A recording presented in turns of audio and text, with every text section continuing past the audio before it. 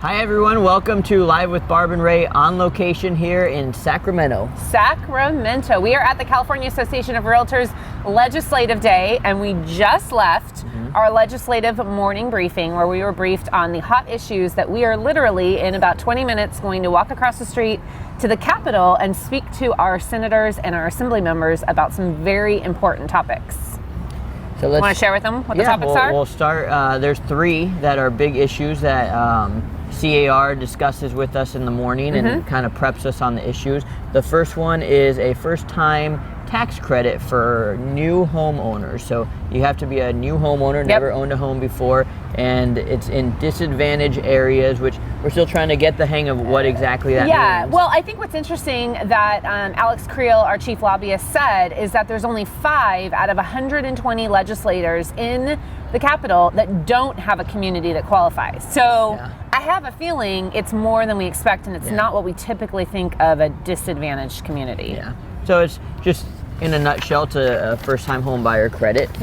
So that's the first issue. Second issue is SB 50. This is going to be a big one. You're probably going to hear a lot about this one coming up. Yeah. And it's, how do we even go into it? It's to prevent the local communities from essentially stifling housing and preventing building from happening. It's not to just build housing wherever there's room to build housing. It's basically unclogging the system and preventing the cities from a bunch of red tape that they're creating and slowing down the process and not allowing smart development. And it's supposed to be near transit centers, and the gist of it is allowing a city to allow a building up to 70 feet if it's near a transit center. Transit, rail, or jobs rich, which is, I think, the controversial one, because I looked up my area of Long Beach, and most of it is in the yellow area, which is the jobs rich area.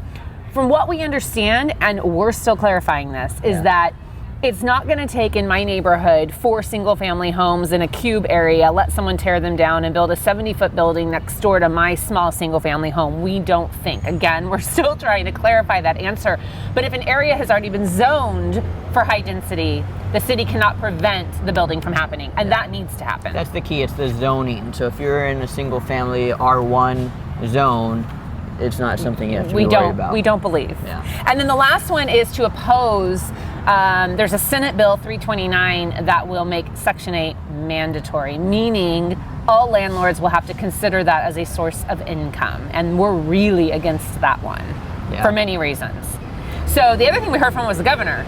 Governor Newsom came and he spoke to us, and as all the years we've been out here, all of our governors are always entertaining. He's the most entertaining. And I did Facebook Live, so if you find my Facebook, the whole thing is on there.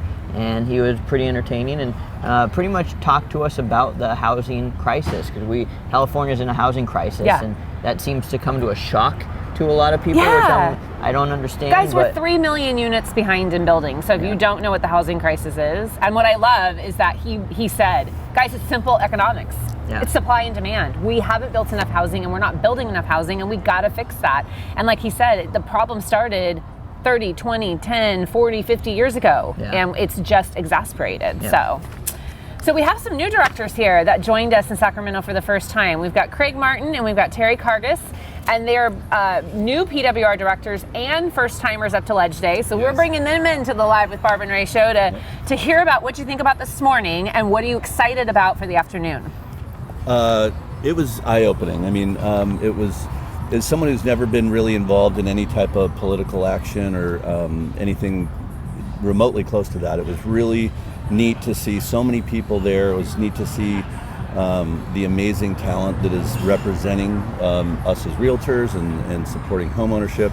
And I think the thing that I really got out of it was how important it is for all of us to get involved. And from someone who didn't really know anything or what to do, just getting involved was the first step, and then it's been a really big learning process. We've been talking this whole time about how much there is to learn, but it's been wonderful so far. Well, thank you for being here. Thank you for being here. What about you, Craig? Well, it's kind of amazing to be in a room with 2,000 realtors from associations from all over California, so you get different ideas and what's going on in the local communities. But Governor Newsom was pretty impressive. I've never heard him speak, and he was he was just very inspirational about really pushing for realtors to push opportunity and inclusion. Yeah. So one of the issues that he mentioned was that, currently we're building about 80,000 new homes or new units a year, and his goal is 400,000 units a year. So I don't know how that's going to look in the scheme of things,